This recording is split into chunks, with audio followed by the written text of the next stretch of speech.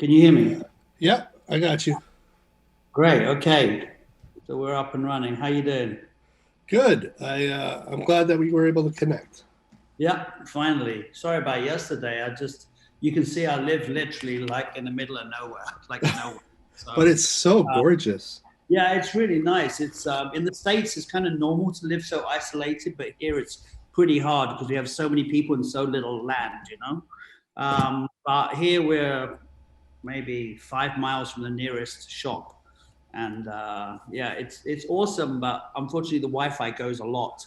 So, but it seems okay now. It's pretty strong Well, signal. I got to tell you, I live in New York City, headquarters of the UN, and our internet conks out all Oh, the really? time. Really? All Wow. the time. You'd think we'd have a world class infrastructure, but it's far from it. Okay. So you're in New York. Wow, great city, amazing city. Yeah, Are you back to normal now? Are huh? you back to normal now in New York? We're clawing our way there little by little. We're still kind of like 30% of the population's vaccinated. They're Ah, just okay. open movie theaters for like a partial fill. Oh, wow, cool. Wow. That's the So one thing I can't wait for to open is movie theaters. yeah, Because we've been in lockdown for a long time and we're just coming out on Monday.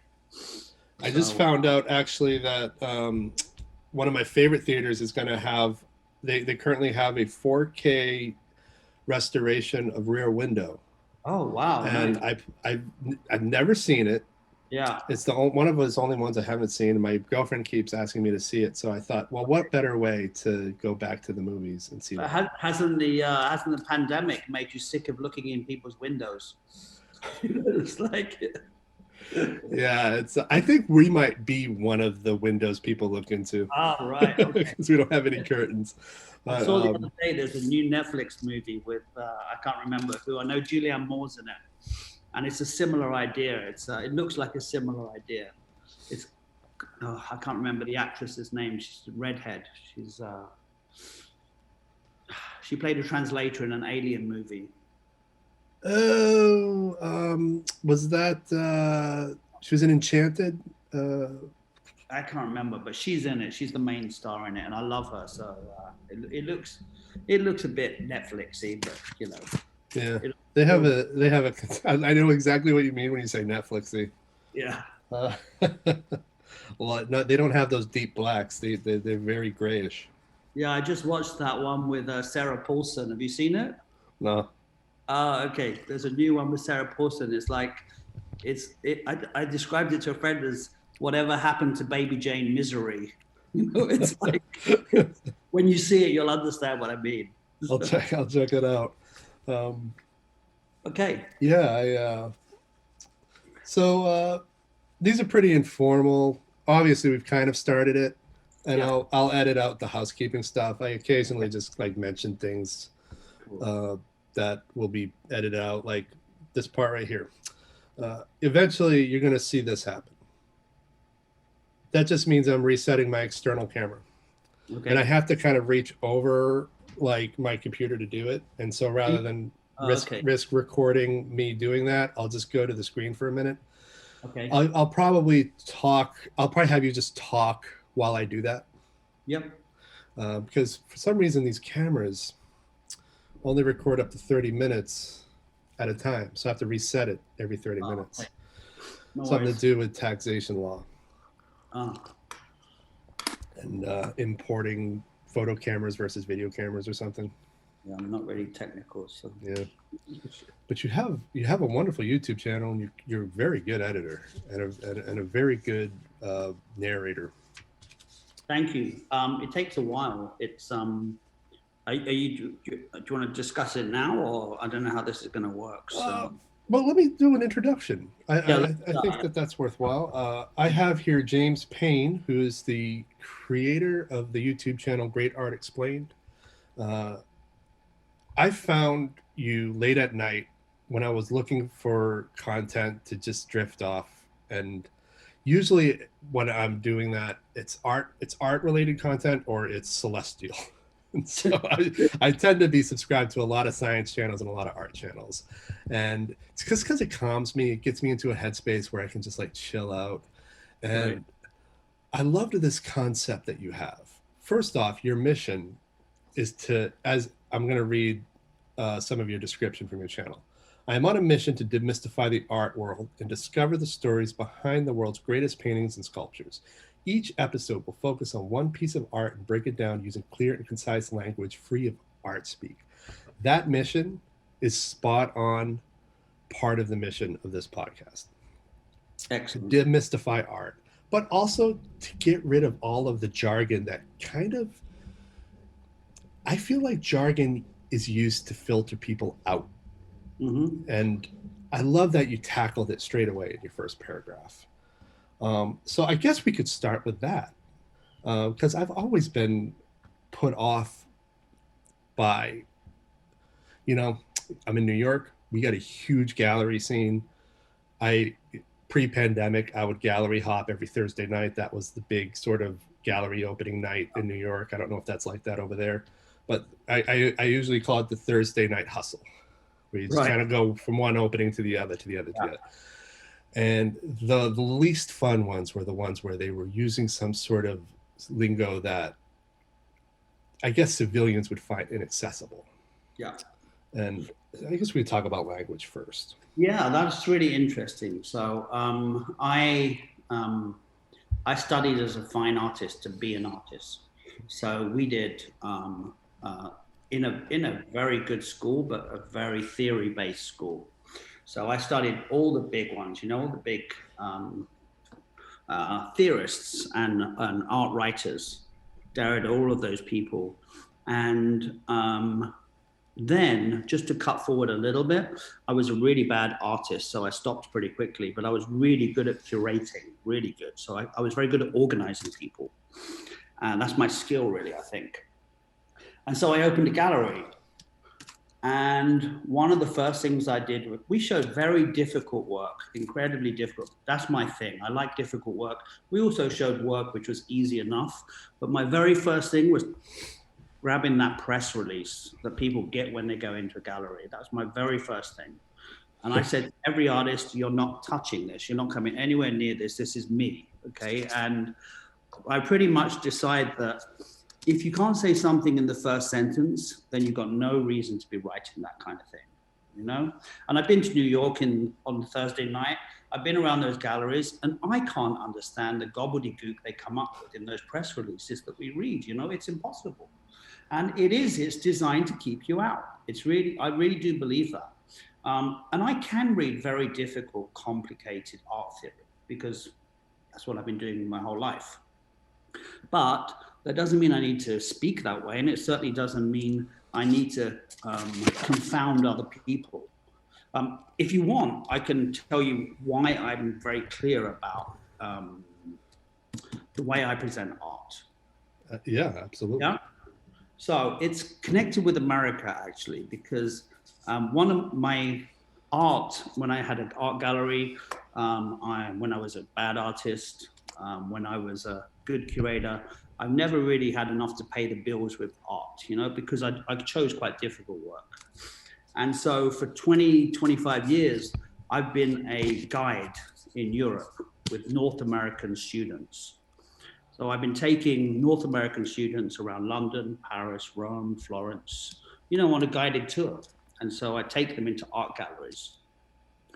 And so when you're dealing with some 15-year-old kid from Wisconsin, and you're trying to explain a very complicated process, you need to be clear about what you're saying. And to this day, when I'm making my videos for YouTube, I say to myself, would that kid understand what I'm saying?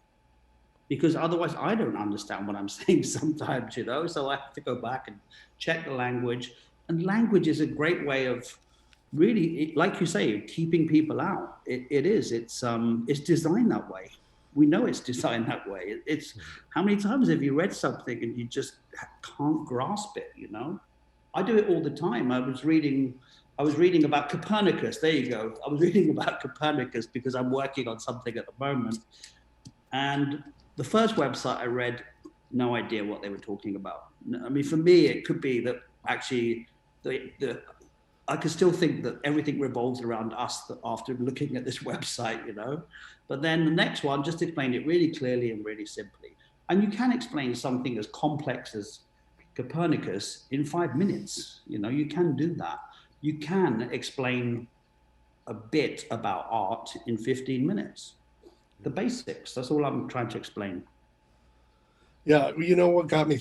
You got me thinking about this idea of art in education and even like remedial education. Some years back, I did a profile of an artist working in Brooklyn who basically said they cut him off after the third grade and he never got an art class since. And Right. because, of course, art in those grades isn't even about art interpretation. It's just about getting your hands wet with watercolors or whatnot. Yeah. But I'm thinking now that there should be classes all through middle school, high school, that kind of do what you're doing, where you kind of teach people how to look at art, how to interpret what they're seeing. One excellent example of this, I mean, there's a few. We're going to talk about them, but the first one that comes to mind as I'm talking about this is you actually educated me on how to look at the statue of David by saying, here's a moment just before the altercation, and here's why this is interpreted this way. And then he explained the rock behind his back and kind of all the other details. I'm going to link to every single video that we talk about, obviously, so that people can experience your videos and kind of be part of this discourse. But I hadn't thought of the statue of David that way. I hadn't thought of him as a frame out of a moment in a larger story. I never really even looked at a statue that way before, a sculpture. Yeah. And I think that's the kind of art education that we actually need in school, beyond just getting your hands wet with watercolors. I think what you're doing is an example of what's needed. I think in a way, it's the way they teach art in schools, and the way is the same way these art galleries are functioning as well. You know, you're not seeing it within the context. You know, you're not seeing it for what it really means. So you go to Florence, for example, and you know, you see there's 2 other copies of David, and then there's the real David in the Academia. And you go to Florence, and literally on the way to, you know, you're going from your hotel to the Academia, and you're going to see 1,000 Davids on the street being sold, you know, little models and all this kind of stuff. And this was my plan originally. I wanted to, my very first videos are taking something incredibly familiar and making you look again. You know, it's like, what does that actually mean? And the only way you'll ever understand David is to understand Florence at that time. It's the only way. David means nothing otherwise. It's a, you know, it's a cool statue. It looks great, but you know, what does it actually mean? And I think, you know, I get a lot of people on my site who put comments like, great art doesn't need explaining. And I'm thinking, well, why click on a website called Great Art Explained to start with? But secondly, it's not about, I'm not trying to make people tell people how to feel or to, you know, or how to think, but just to look at things as they were. Yeah. Mona Lisa means nothing unless you understand it. It's a great painting. It's cool. It's I'm mystified by that, and I don't mean to interrupt you, but that comment just pissed me off because it doesn't necessarily need to be explained to somebody who's been educated in how to look at it. Yeah, and to assume that everybody has that eye, everybody can develop that eye. Yeah, but that gets straight to the point. Is to even say that is also part of the filter that keeps people out. Well, if you don't get it, then you don't get it. Yeah. Bullshit. No, it is total bullshit. But it's people thinking that, you know, if you can't understand something on an aesthetic level, then it doesn't mean anything, and that's rubbish. That's so beyond rubbish. It's like, does astronomy need explaining? Yeah, it does actually. You know, looking in the sky isn't enough, I'm afraid. And so yeah, there's I do think education is really important. I think that because I was dealing with teachers in America and Canada, North America for so long, and I would teach these kids about art who didn't have any art lessons, actually, like none, you know, no history of art or And I would say, oh, America's really bad, you know, blah, blah, blah, blah, blah. And then I'd realize, actually, my country's pretty bad as well when it comes to art education. You know, we are just throwing them in a box of paints. Yeah. And that isn't enough, you know, it doesn't, we need some critical thinking is not difficult for an 11 or 12-year-old. It really isn't. You know, I was talking to my 12-year-old niece last week. And she had an art project on a really bad artist, like appalling. It wasn't art at all to me. But what can I say to her? But the great thing was that she could discuss why she liked something and why not. And I've always said, when I took my nieces and nephews to art galleries in London, to modern art galleries, and I'd say to them, look at that painting, what do you like? It's like, I don't like it. Pick out something. That's all you need, you know, just to start thinking about things differently. Yeah, I remember one time I went to an opening where there were these abstract paintings that nobody could make heads or tails of. Like even some of the other students, it was an art school presentation, but it was like really advanced art school. And even the peers didn't understand what they were doing. I'm like, nobody else sees it? These are inspired by the shapes of the sidewalks in Manhattan. Like, right. And then the artist actually overheard me, and she's like, yeah, actually, that's all I was painting. And I think that it's just, it really is a fault of people's initial education, that they don't develop the eye to just kind of see things, to see the rock behind the back of the statue, or and it's not just about aesthetics. I mean, talking about conceptual art or abstract art, even. You know, for me, people say I don't understand it, and that's really okay. I don't understand everything I look at. And in fact, the less I understand something, the more I like it. I really do. If I see very difficult art, and I just think, you know, like there was a famous one here where a guy put blue, do you guys say blue tack?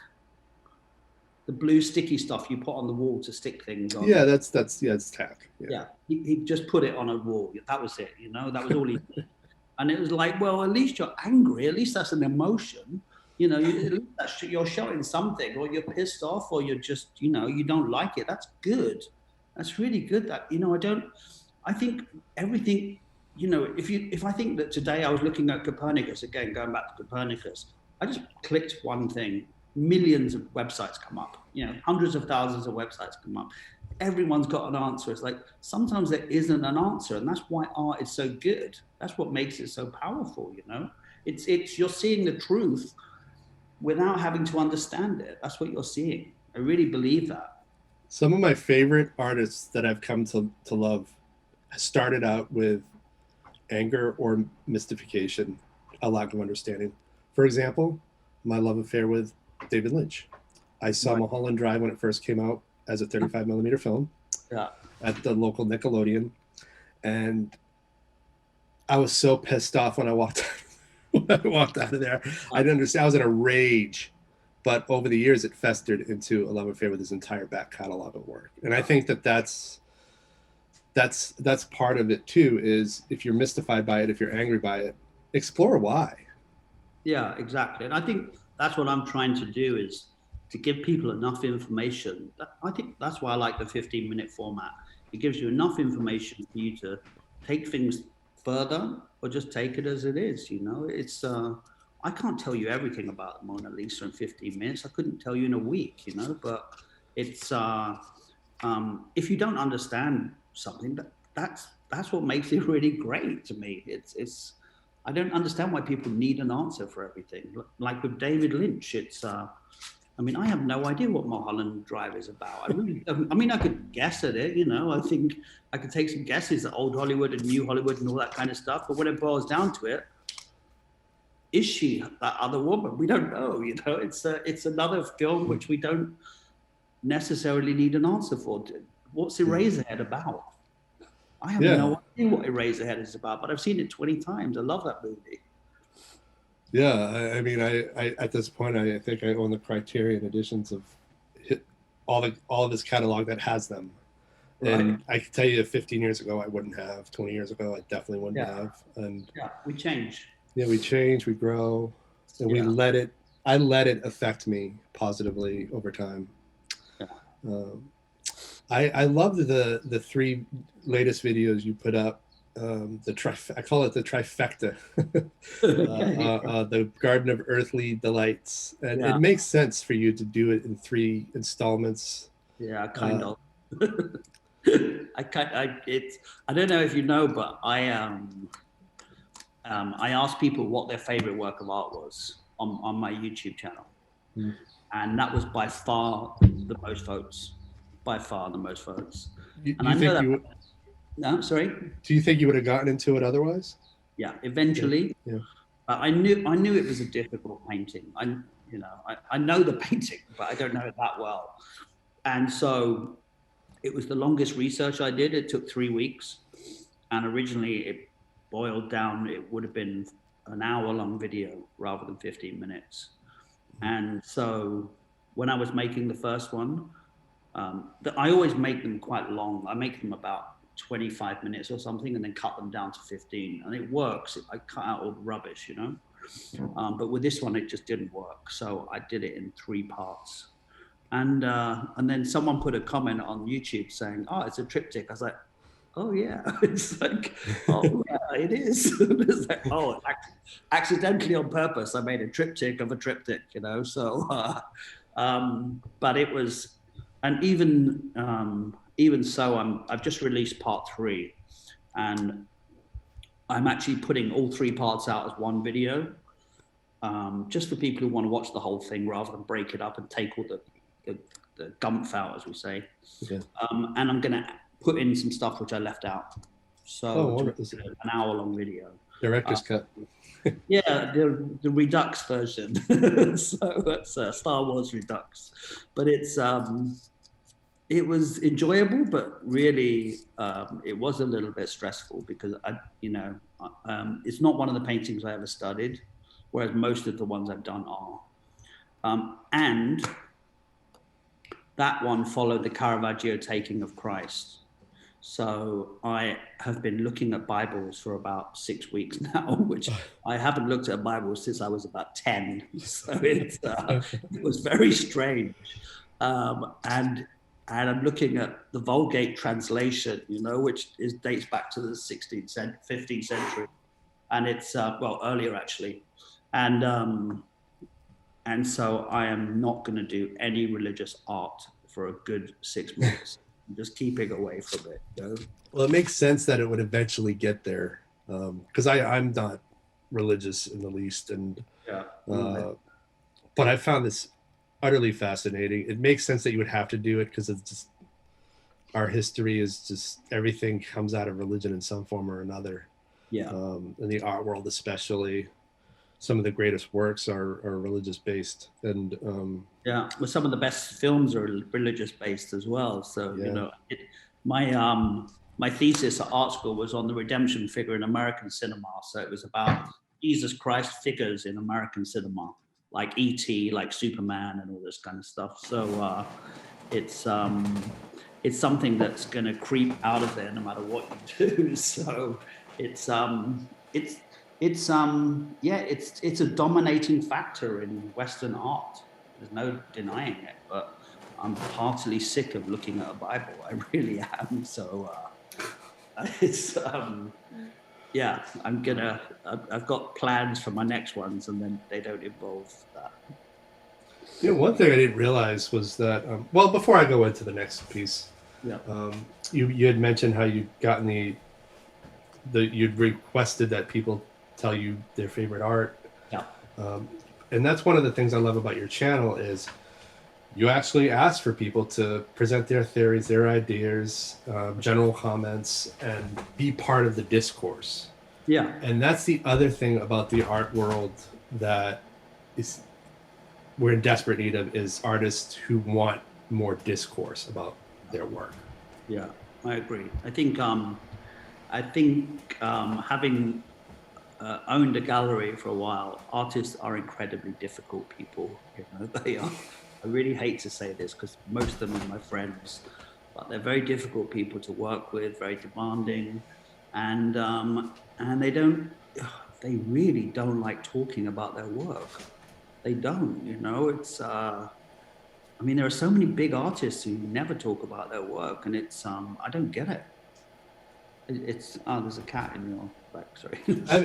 Yeah, I have 8 cats, and this one is a camera whore. All right. If he knows the camera's on, he's gonna come over my shoulder. My dog's asleep, so we're good. Yeah.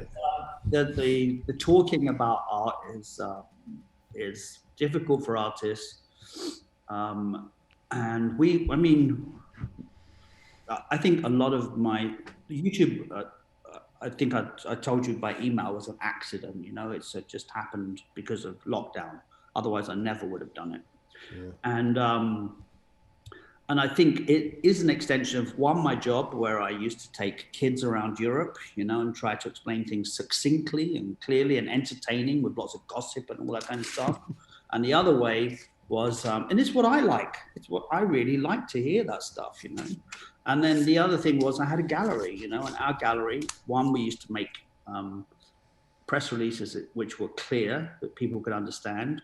And secondly, we made artists talk about their work. We had artist talks where people would come and have a conversation with them. And I think that's why this is an extension of that. I'm really interested in, I mean, my background is a working class background with no art whatsoever, none, zero.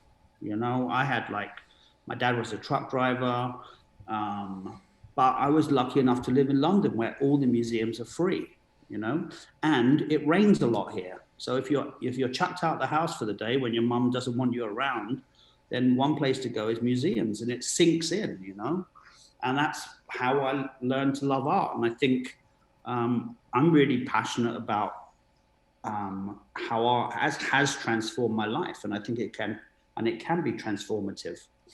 And I don't think it needs to be complicated. The art world understands that now, by the way. If you go into MoMA in New York, the explanations about the art are much clearer than they used to be. They really are. You know, they understand now that people, they want to make connections. They want to understand, how does this art fit in with this, etc.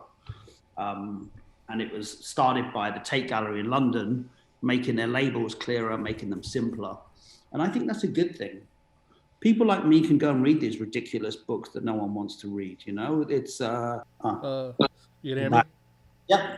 Sorry about that. Spike stepped on the power bar, so I just put him in the bedroom. So don't worry, I've got friends who want to shut me up the same way, so it's...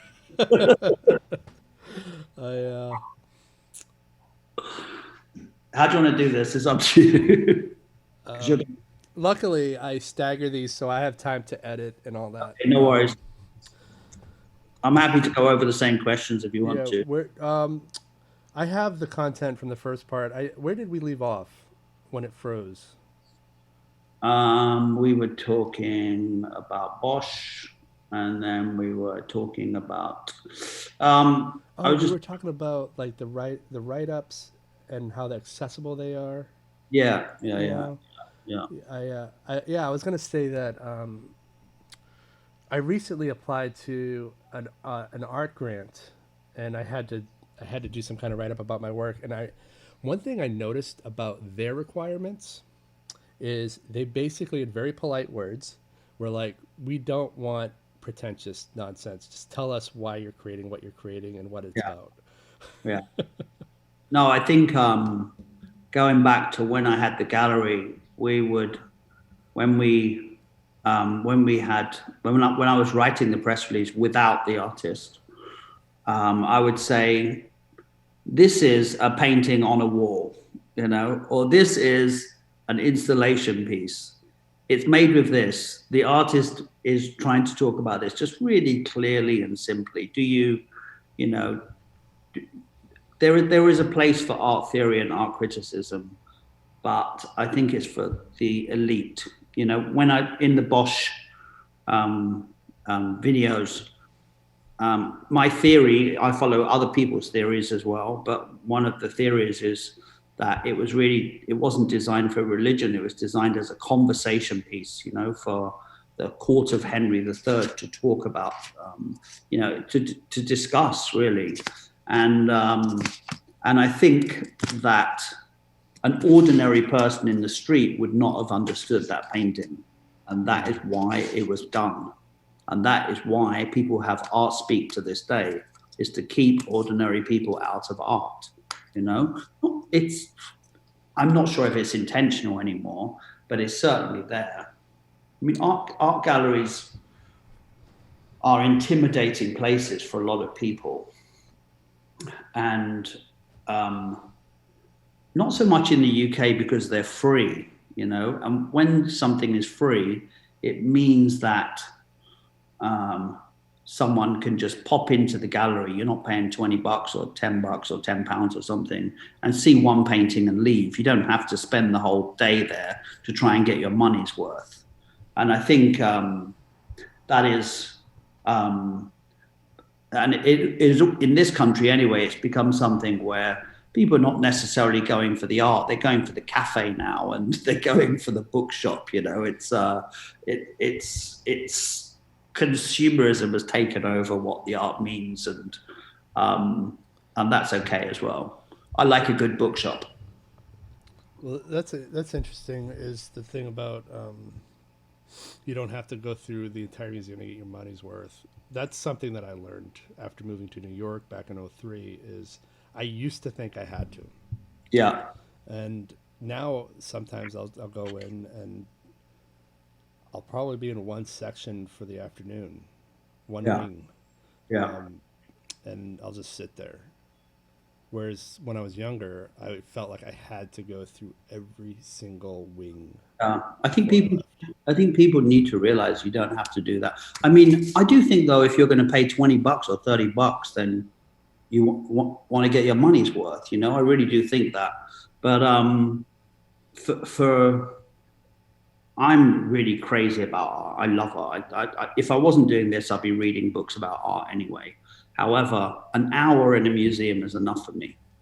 My head stops working. My brain stops working. It really just, that's enough. And I think 15 minutes sometimes is enough information for me. I think I'm making these videos for myself.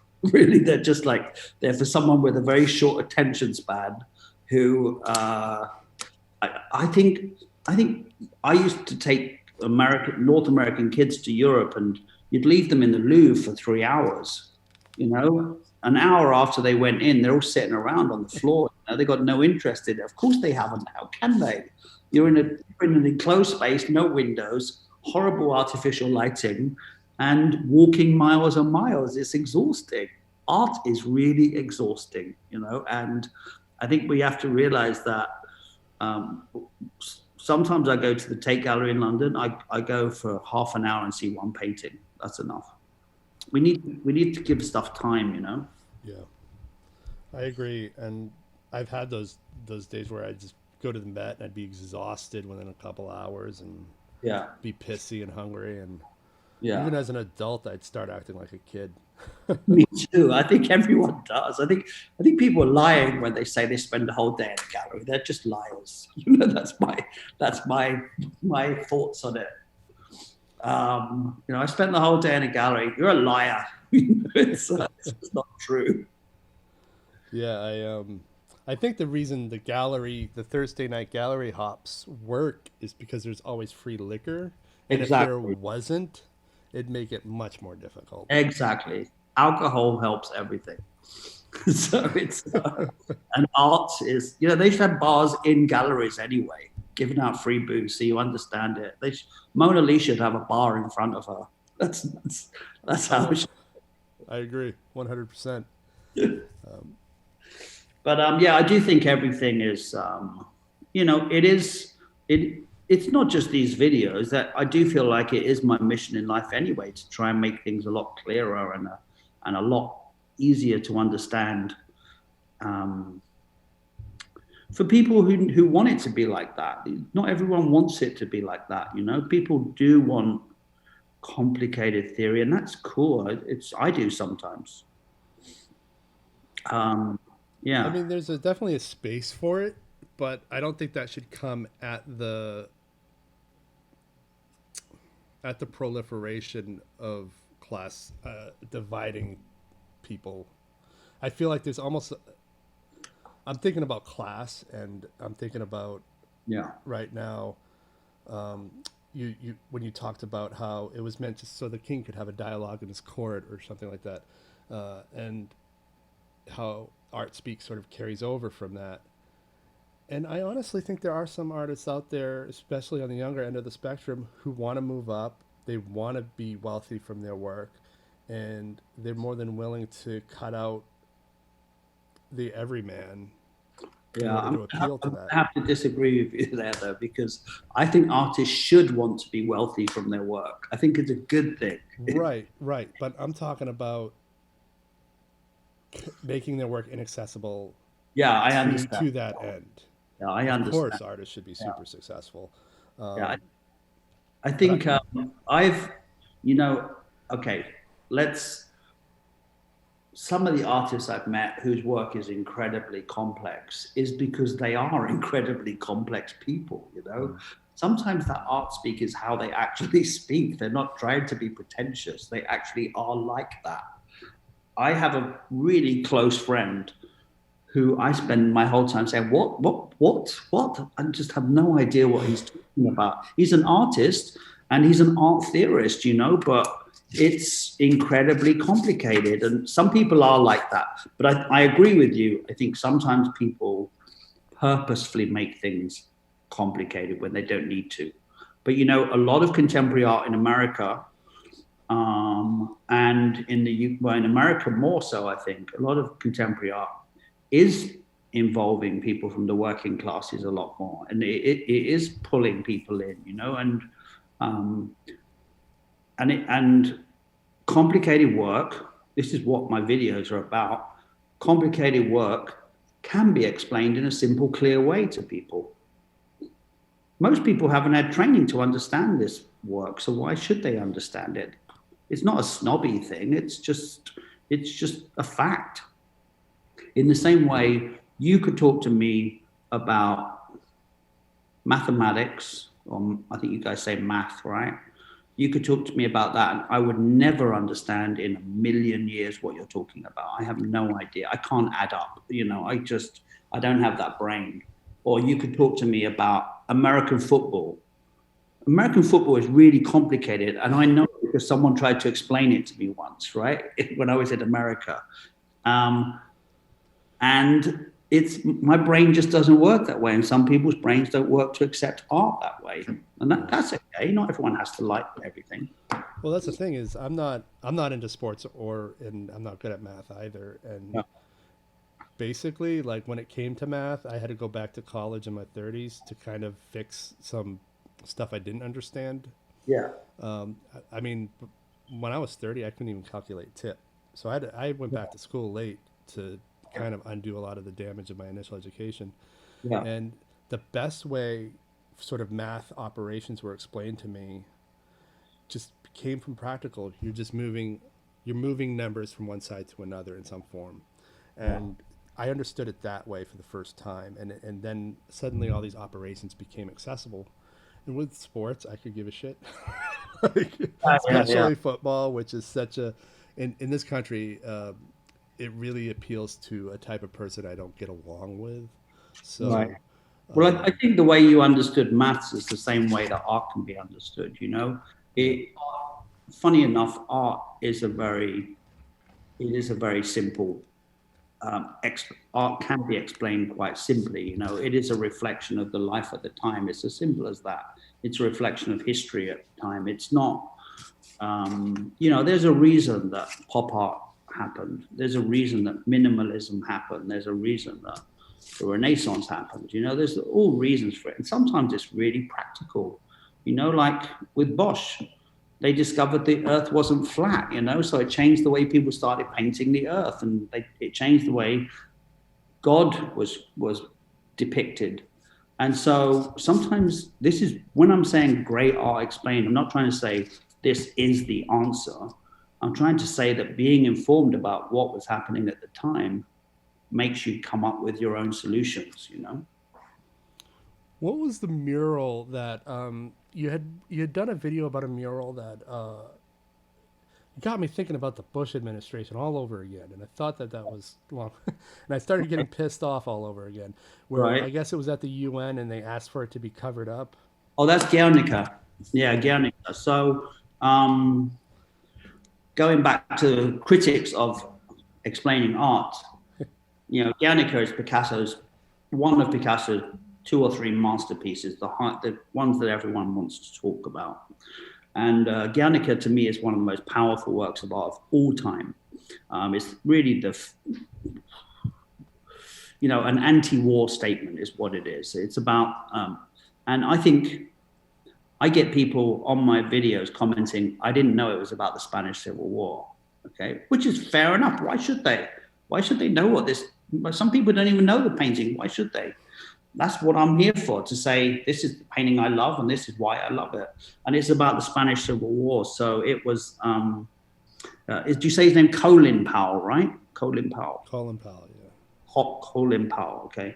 So so the UN had a replica of the Guernica. And for those of you who don't know the painting, it's a painting about the Spanish Civil War, about the first carpet bombing by the Nazis of a small little village called Guernica in Spain. And it was done with the help of Hitler. And it was unannounced. They were civilians. And it was really the first time they were making a statement. The fascists were making a statement. And it's going to kick off one of the biggest civil wars in which great Americans like Hemingway were involved. It's a brilliant history. But if you don't know, I don't want people to watch a 15-minute video and come away saying, I know everything about the Spanish Civil War. But I do want them to come away and say, now I understand the Spanish Civil War is why it was created. That's all I want. I don't really want them. They don't have to understand the nuances. It's too complicated anyway. And then they had a replica at the UN. And when Colin Powell was announcing the war in Afghanistan, was it that announcement? Yeah. Either that or Iraq. No, Iraq. Sorry, you're right, Yeah, Iraq. yeah. Anyway, whatever, he was going there to announce going to war with a foreign body, and he was going to do it in front of this painting. And this painting, which was done in the 1930s, done 60 years before Colin Powell was standing in front of it, was considered too powerful, too much of an anti-war statement for him to make a declaration of war in front of. And so they censored it. They covered it with a big blue curtain so he could make his announcement. And to me, that says everything, that art can be powerful enough 50, 60, 100 years later to make a statement that people are afraid of. Well, that's what strikes me. There's a couple of things about that fact, though, that I've been thinking about ever since that video came out. Is one, the Bush administration, Bush Jr. administration, they're often talked about in the media as not being very bright, not really being cultured. There's a sort of redneck sort of language that's used. But the fact that they were educated enough to know what that painting was and to demand that it be covered up. I don't think they had a clue. I think somebody there must have. Yeah, one of their advisors probably did. And then also, what really gets to me though, and it kind of disenchants me, is that the UN obliged. I don't think they should have. Yeah, well, this is where history steps in a little bit, because Colin Powell did not say, I don't want that picture behind me when I make that announcement because it's an anti-war statement. Colin Powell said, it won't look good on TV because it's very busy. So the UN, who knew exactly why they were covering it up, had an excuse at least to cover it up. Colin Powell blamed TV companies for covering up that image, so, which is actually quite funny. But can you imagine Picasso? What he must be over the moon that his work can mean something so much, that it needs to be censored. I suppose it's a compliment. Yeah, art has always been censored, and I'd say that artists and writers or people in the arts are some of the best people for getting around censorship. You know, Michelangelo, Leonardo, all of those people, they always manage to use art as an excuse to say bad things. Yeah. I was surprised by some of the imagery in the Garden of Earthly Delights. Like when you push in on some of the details, it's pretty pornographic. Yeah, it is. And pornography is really interesting in art, or nudity is super interesting in art, because it's like, why is art? I used to get kids on my, you know, when I took them around galleries saying, everyone's naked. It's like, yeah, they are actually, but it's the one thing that unites us. You know, if you think that you go to, you know, your Thursday nights in galleries in New York, and you're looking at someone who's wearing Gucci or Fiorucci or whatever they're wearing, you know, that separates them from someone like me who's in a t-shirt and jeans, you know, and nudity, being naked, is what separates us, is how we were born, and it's a universal truth. It's what we are, and that's what they're trying to say. But the most interesting thing about nudity is that it's very difficult to draw someone naked. It's very easy to draw someone in clothes, you know. So it's a bit of show-offing. It's a bit of artists showing off as well. And the nudity in the Garden of Earthly Delights is really because it's the Garden of Eden, where we were naked. Well, not us, but Adam and Eve, and it's a representation of that. It's hinted at nudity. It's hinted at sex. There's only, as I show in the film, there's only one incident where someone is actually, you know, doing it. But it's hinted at. But what's really interesting is, first of all, in the David video, I explained that he had a row of fig leaves covering him up when he was first launched. They were too embarrassed, you know. It's a complete myth that people during the Renaissance were okay with nudity. They weren't. They were shocked by nudity. And don't forget that a lot of these statues that you see, and a lot of nude paintings, Goya in particular, they were kept in separate rooms for the men. You know, these were naked women in rooms for men and their buddies to go in and have a look at, you know. And they were, last year, this same time last year, I was in New Mexico. And I went to see some paintings by D.H. Lawrence, pornographic paintings by D.H. Lawrence. Believe it or not, they were awful, by the way. And I went into I paid like $2 or something for a woman to pull a curtain and open up these pornographic paintings. And it made me think that's exactly what it would have been like in the 1500s. Nudity wasn't an accepted part of life. It maybe more so in ancient Greece. But Michelangelo had a very good excuse to make David naked, to depict him naked, because the Renaissance was all about the rediscovery of ancient Greek art, you know, where nudity was in those. And he was saying, look, they did it, so I have to do it. You know, but sometimes when it boils down to it, it's a simple thing of, it's really hard to do a naked person and I'm showing off, you know. And if ever you've been to Florence and you go to Piazza della Signoria, you see the copy of David, and next to it is the worst nude statue you've ever seen in your life. It looks like, as Michelangelo called it, a sack of potatoes, you know. And yeah, but it's the nudity. I think that the nudity in the Garden of Earthly Delight shocked me a little bit. I was like thinking, oh, this is a bit racy. But there are theories about it. You know, there are a lot of people don't believe my theory. A lot of people think that it was meant to be titillation. You know, and I think it was as well. I think you nailed it on the head in the narrative, where you just said this work is a piece of entertainment or something like that. Yeah, it's entertaining conversation piece. Yeah, and I think that was really what it was for.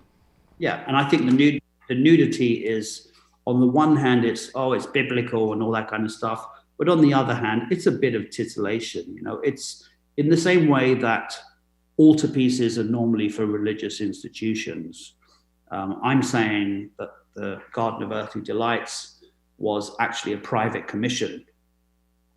But we never have to forget that sometimes it can be two things. You know, it doesn't have to be one thing. It can be a religious object as well as something for, you know, titillation.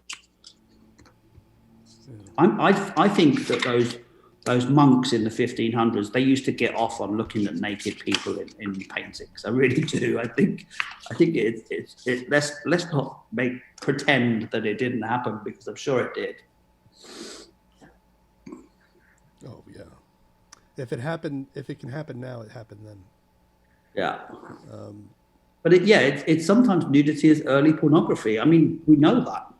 We know that a couple of Goya's paintings were in private hands in private rooms. You know, so it was like, it's in the same way that the video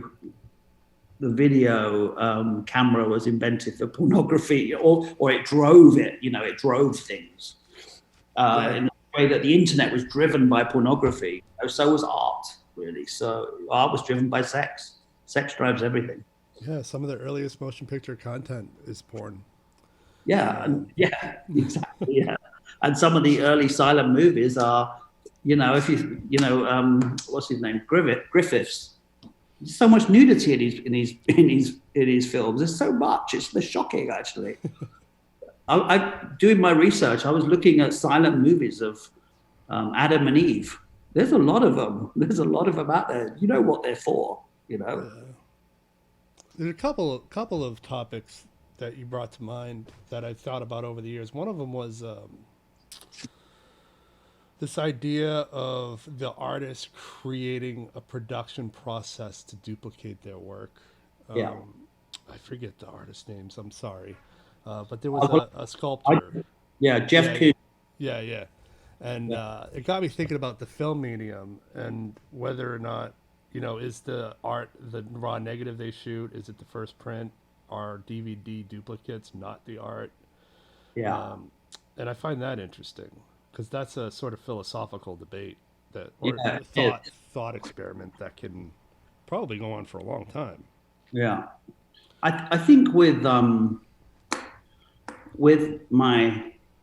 videos, I try and pull out an element that will pull people in that they don't necessarily know about. You know, with Monet, it was the fact that it was a monument to World War One. His water lilies, and with Rodin, people just don't think about them as copies, as they're not originals. I mean, Rodin didn't touch his work, hardly ever. He made little models with his hands. After that, he gave it to assistants. And the art world has more criticism for that process in the 21st century than anything else. These artists who just come up with an idea, and that really, you know, do you think these Renaissance artists didn't have assistants? We know they did. You know, we know Rodin didn't make most of his work. He got someone else to do it. It's not the point. I think that one of the most, what's the word? That's pretentious to say that. Well, it is kind of important to say that in the Rodin video, I say it's not what's in your hands, it's what's in your head. You know, that's what makes a great artist. There are gazillions of artists out there who are good at what they do. But that doesn't mean they're great artists. You know, and it is a philosophical debate. It's like, what is original? You know, is the new Justice League movie original? You know, is it original? I don't know. Is it? You know? Well, that gets me thinking about like this idea that if him simply creating the template for his assistants to work off of doesn't count, then that means auteur theory can be thrown out the window, because certainly directors count on cinematographers and editors and all that, but there's still artists that are sort of leading the creative process. I think that's why that conversation is important to keep having, is because we live in a world where production capability more and more requires other people. Yeah, totally. I think my main point would be that is that it really is. People talk about conceptual art as being complicated, but I think all art is conceptual. You know, I think that we're all coming up with an idea, and it's how you produce that idea, whether you do it with your hands, whether someone else does it with their hands, or you know, there are lots of artists who make videos, lots of artists who make films. You know, Matthew Barney, amazing, amazing. His films are incredible, but he doesn't make them on his own. You know, it's artists don't work in some little cabin and never see the light of day. You know, they're working with lots of other people. Occasionally, you'll get someone like Michelangelo, who was so grumpy and so smelly and so dirty that no one wanted to be around him, you know? So it's, but yeah, he didn't want to share with anyone. I mean, but he didn't do the Sistine Chapel on his own. Yeah, it's interesting. That's amazing. Yeah. Do you want to talk about Warhol for a bit? Yeah, I can talk. I didn't know he was religious. See, Most people don't. In New York, he's got a reputation for using people and kind of being a jerk. He was. That doesn't mean anything. I know, but I never attributed practicing religion to him at all. Yeah, but don't forget he could confess his sins, so it didn't matter what he did. Oh, that's true. No, it's pretty. I knew he was when he died. I found out he was religious. I didn't know. Most people don't know. The vast majority of people don't know about his religion. But what I didn't know was how religious he was, and it was very religious. He pretty much went to church most days, and I think for me, making that video was a little bit of a revelation. I didn't realize how influenced he was by it, and it wasn't until I started thinking about it that I realized. You know, I didn't realize that endless copying of something very much relates into religion. The idolization of Marilyn is, you know, the idolization of the Virgin Mary. It all ties in quite neatly. Warhol is interesting because I get a lot of negative criticism about him on my YouTube channel because anyone can do that. A 5-year-old can do that, blah, blah, blah, blah, blah. But, you know, he doesn't come from nowhere. He comes from America, you know, he comes from a place that was crazy with capitalism. You know, people were consuming like nuts, you know, it's, you've got wars around the corner, you know, people are, there's, most art movements came out of a lot of anger and a lot of issues, you know, and I think pop art was that as well. It was a reaction to what was happening in America, what was happening all around the world. And pop art actually wasn't invented in America, it was invented in the UK. But the Americans did it so much better. And it was a bit like punk music in a way, you know, when punk was invented in the UK and it was very nihilistic, whereas when it went to America, it became actually quite intellectual. You know, these artists were producing this music in an intellectual sense. And pop art was the same as well. They took it and they ran with it. And Andy Warhol for sure was not a nice person. I can't see how, no, I don't think he was. I think he was probably on the scale, on the spectrum, because he doesn't seem to have much emotions. I've read his diaries, I've read biographies, and he doesn't ever come across as a kind, sweet, nice man. You know, I think in the video, I talk about he worked in soup kitchens and worked for charities in New York. I think he did that because everyone in the church did that. It was part of what you did. And while his mother was still alive, Julia, who was very religious, he pretty much calmed down his lifestyle. I mean, I think out of all the artists I've ever read about, Warhol was the weirdest. I hate using that word, but he was just a strange dude, you know. He was out of his time almost. And yeah, it's strange. But I'd say Warhol's Marilyn, which the one that I do the talk about is actually in London, It's he did lots of Marilyns, by the way, but the first one he did, the main one, is actually owned by the Tate Gallery in London. And I'd say that is probably one of the first 2 or 3 artworks that hit me, that made me think, oh, this is art, as a kid. I saw his soup cans at MoMA once. Right. Weirdly, not that far away from Starry Night. Oh, okay, interesting. Physically. Yeah, interesting. Yeah, it's a metaphorical leap, but just up the road in the MoMA. It's but I mean, I think Warhol was a bit of a Renaissance artist himself. You know, he was a filmmaker. He was involved in music with what's his name? Oh, he died recently. The Banana album there. Yeah. Yeah. Lou Reed. Yeah. yeah. Did he die? Okay. Yeah, I interviewed him for a movie once, a film once, but I forget his name. I'm not a fan. Yeah, but he was, Warhol was interesting because to me, he was really American, which is, as a kid in this country, I went to America for the first time in 1982 to New York, and it was rough. It was really, really rough, but it didn't compare to London. London was filthy, dirty, miserable, gray. And so for me, growing up in London, something like Andy Warhol and what was going on in New York was just amazing. I was a real fan of America when I was a kid, and Warhol was part of that in a way. I'd say it's way down there in my list of what's my favorite works, but I think it is definitely important. Yeah, I think the importance, for me at least, comes out of it being a response to what was going on. Yeah. And sort of a I wouldn't say progress. I'll use it in terms of just a moving on sort of word, but a progression of sort of a capitalist culture that was taking place. It was a reaction to it.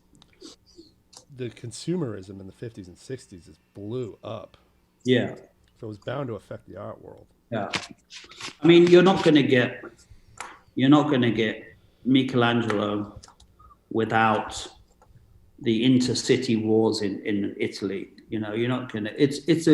It's Orson Welles he has a great cuckoo clock speech in The Third Man, and he talks about all these great artists, and they all came out of this anger, and they were angry with the world. You're not going to get Michelangelo without all those intercity wars that were going on. Plus he was gay, plus he was a strict Catholic. He was tortured. He was a tortured man. Leonardo was a tortured man. That's why they produced great art. This is a long way of saying that I don't know the actual quote from Orson Welles. But then, the Impressionists, they came out of the Franco-Prussian War. They came out of seeing their friends killed. There's a lot of anger building up. Cubism, that came out of the Spanish Civil War. These things all have a reason for happening. The First World War. And minimalism's the same. So is pop art. Pop art there's a reason pop art exists, and it's part of history. It's as much about history. Warhol is as much about American history as Going to the Moon was. Yeah, I agree with that. Prior to this channel, you started this channel during the pandemic? I started, I think, 9 or 10 months ago, I think. Yeah, same with this podcast. We're kind of the same age. Yeah. Yeah. I as I work in tourism as well, there's no work for me, of course. Yeah. I'm pretty much fine for, I don't need to work really at the moment, for a while anyway. I'm spending all my savings, which is okay. And I'm in the middle of the countryside, so there's not much to do. And I just wanted to give myself something to wake up for and something to do every morning. And I've always loved research. But when you don't have a purpose, it's kind of hard to do. And so that's why I started it. And the first 3 or 4 videos are really extensions of what I do for a living, you know, talking to, in educational travel, talking about art. And it was, now it's got to the point where I've got 100,000 subscribers. It's blowing my mind, actually. I'm really shocked. But it means that I'm actually probably doing this 6 or 7 days a week, about 8 or 9 hours a day. So it's become like a job almost, but something I love doing. Yeah, I find that the story a lot is these channels will be started as like a pastime, and then as soon as it tops 100,000, it starts feeling like a bit like a job. Yeah. But hopefully it'll grow, and you'll find yourself having fun, continuing to have fun with it. Yeah, I hope so. It is fun. It's I mean, the thing is, I've thought about it a lot. You know, I thought maybe I could get someone else to do them, or maybe I could get this, maybe I could do that. But I don't know. I think at the moment, I just want to keep it exactly as it is. It's they're not the best technical videos ever made, but they're how I want them to be. You know, and I want to spend 3 or 4 weeks making each one. I want them to be right. Had you had experience making videos prior to this? Yeah, I made some small videos, which I used to show to my groups, which were, you know, the history of France in 5 minutes, the history of Paris in 5 minutes. I used to make these videos, which I'd show them, and simple little things. Because you say you're not that you said something about how you're not technically adept at it or something like that. I don't remember the exact wording, but you make a lot of decisions that are very professional. Like, for example, there was one moment, I don't remember which video it was, but you were talking about taverns where, I guess it was probably one of the last 3, but you were talking about taverns that were important in the era. Yeah. And you actually included ambient sound design of people at a tavern. Right. Yeah. Yeah. No, I think that's kind of, yeah. Okay. I think that the truth is I'm a very frustrated filmmaker. If there's one art form I love more than any other, it's cinema. You know, I really should be making films about films, but there's too much copyright issues involved there. But if you look at my Mona Lisa video, which I made 10 months ago, and then my Bosch, you'll see a massive leap. It's a huge leap. You know, I didn't know that I could import stuff from other apps and all that kind of stuff. You know, I didn't know I could make not animation. I spend a lot of time doing green screen in the same way that Walt Disney did in the 1920s, you know, by hand, drawing green lines around people. And it takes a long, long time. But at the moment, I'm just going to stick to what I'm doing. I think I want to release 1 video a month and keep it at 1 video a month. And yeah, I've improved a lot, like sound wise, all that. I mean, I didn't even have a microphone. Okay, this is the truth. I didn't have a microphone. I was talking into my laptop, putting my mouth next to the microphone laptop. So you can hear that in the first ones. You can hear like the echo and all that kind of stuff. Then I bought a professional microphone for like $50 or $60 or whatever it was. And then I didn't realize I had to change the settings on my computer. And so really I'm talking into a microphone, but it's the computer recording my sound still. So it's still the same. And then people kept commenting saying, can't you do this? Can't you do that? And then I watched YouTube videos about how to make YouTube videos, you know? So it's really, this is complicated theory here we're talking about. I'm watching videos about how to do it, blah, blah, blah. And then finally I got a proper microphone.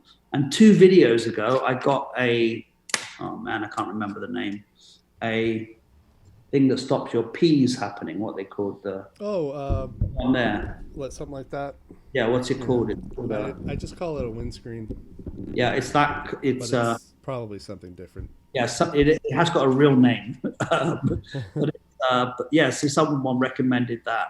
And so I think I'm just getting it right now. I would love to go back and make all those videos again, but I would have a nervous breakdown. You probably would only need to, if you have the raw video file, you only need to redo the voiceover narrative and just re-export it. No, I don't work like that. I know what I'm like. And, I spend a lot of time regretting making video decisions. So it's, but I would say film is I'm probably more into film than anything. So I understood how an edit works. I understood how sound editing works, but I didn't know how to put it into practice. And that's what I'm learning now, I think.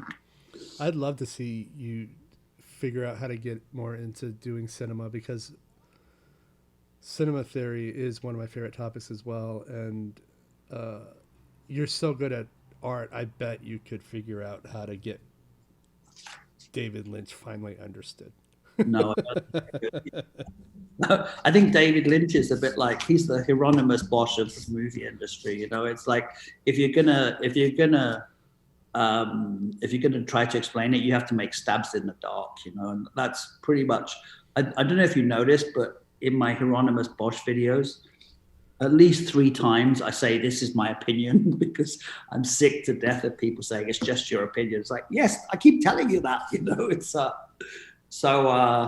yeah, and I think I actually, yeah, some David Lynch movies just, imagine trying to explain some of those movies. I have a theory about Mulholland Drive, if you want to hear it. Oh, really? Go on. Yeah. So, and it's purely out of my own experience of moving from a small rural town to a huge city to, quote unquote, make a career for myself in one of the hardest to have careers on planet Earth, film. And obviously there's a huge component of what that movie is about, but yeah, I think it's honestly about the fear and disenchantment that comes with failure at that.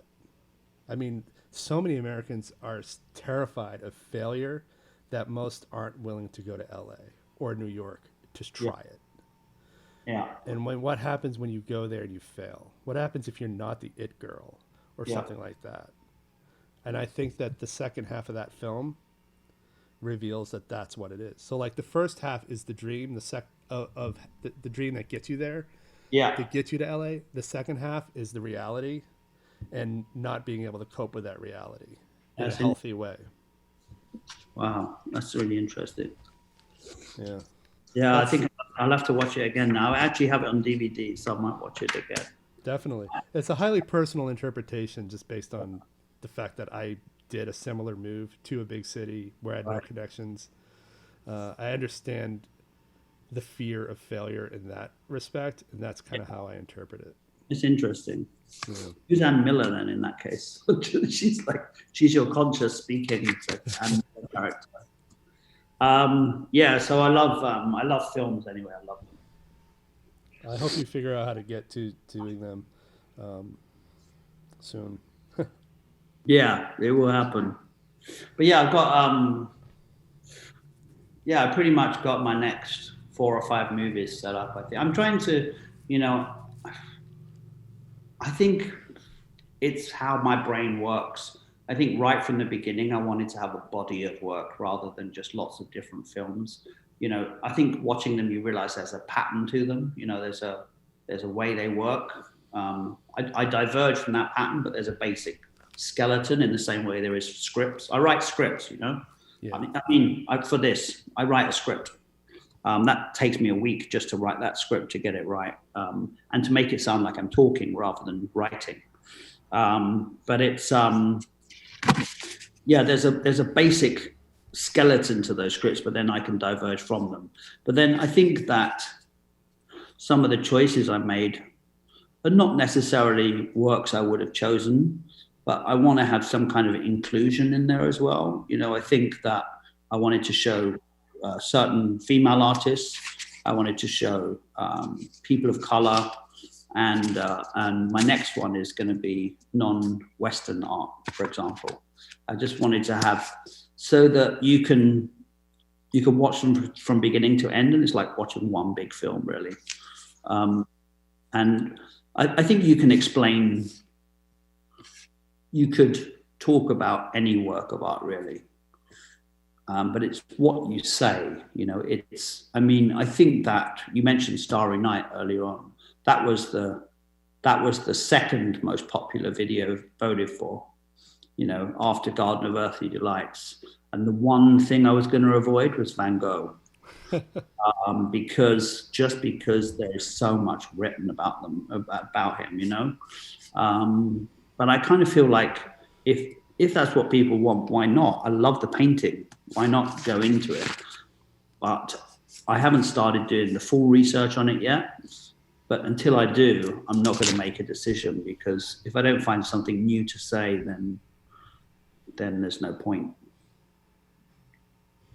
Well, you don't necessarily have to have something new to say. Just say it in a way that is more accessible than how everybody else is saying it. Yeah. What you're really good at. But don't you think Van Gogh has been explained clearly enough already? I mean, it's a bit like Frida Kahlo, you're coming with so much baggage when you're coming to watch a video about it. And I don't know yet. I haven't made that decision. There's lots of work. There's lots of videos I'd like to make, but I'm not sure if I'm going to make. It would be a glaring omission not to have them at some point. So I'm wondering if there's a more obscure. Yeah, there is. Yeah. I mean, not necessarily Starry Night. Something else. Yeah. I don't know. I'm not. I don't know. I'll just later on. Yeah, I've got whatever you do is going to be awesome. Oh, thanks, mate. Thank you very much. So yeah, but there are. I'd like to make a film on the minimalists. I love Donald Judd. He's probably one of my favorite artists of all time. I love American minimalists. But I don't think anyone would watch it. That's the only problem, It's the Rothko gets enough criticism already. I can't deal with any more. Oh, that's the Seagram murals? Yeah, that gets a lot of criticism. Yeah, it's like, my child could do that. I disagree, though. I wouldn't have thought to prime a canvas with something other than white. Like, that's outside the box thinking for me. Oh, totally, yeah. No, it's I think when people say to me, "Oh, my 5-year-old child can paint that," I'm like, well, give them a paintbrush. That's worth a lot of money. You'll make a lot of money with that kid. Yeah. But they've done experiments where they've put abstract work in a gallery next to work by a child, and people always go to the abstract work. I used to, like, kids when I had these kids on my tours, I'd say to them, they'd say, how do you understand what to look at? When you go to the Louvre, you go in a room, there's 50 pictures in there. It's like, you don't have to understand what to look at. I could send you guys into a room and the vast majority of you would go towards the masterpieces. There's a reason we look at Mona Lisa. There's a reason we all go to that painting. There are lots of reasons, but that's one of them, And I don't think you necessarily have to understand everything about it, but if it sparks of an interest, then why not understand more about it? What are we here for if we don't want to understand more? What's the point of living if we're just going to look at pretty pictures on a wall? There's artists like Jack Vitriano, he's a great artist, but it's just boring. That's a great thesis for the episode, actually, is what's the point of looking at pretty pictures? It is. Decoration is great.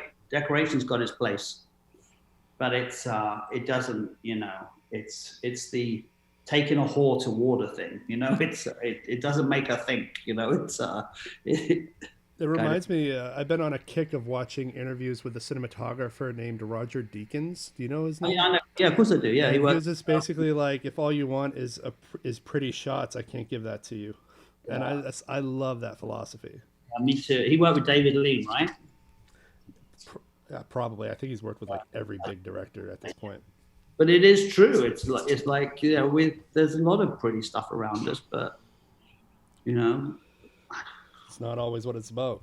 No, and I think that is a little bit what lockdown about this pandemic has kind of taught us is that we can just take time to maybe think about things a little more. Maybe we don't have to have constant images, constant information, constant opinions. We don't have Donald Trump anymore, so we don't have to have everything in 140 characters. You know, we can actually sit back and relax and think about stuff. And if people want to criticize Rothko, then just go and stand in front of it for a bit before you give me any criticism. That's all I want. Just give it. And you know, from a technical standpoint, video can never do justice to actually standing in front of the painting. It can't duplicate the colors exactly. It's mere imitation, and it's not even good imitation just by nature of the inferior technology. So I would say that too. Like, everybody listening, go see all these paintings that James is talking about in his videos. It'll change your life. You're doing justice to the art world and to the public. Excellent. So I'm looking forward to seeing how this does. Yeah, definitely. I can't wait to hear it. So I'm interested. So I think that's that's my next plan in the future is to do a podcast with my very pretentious, wordy friend.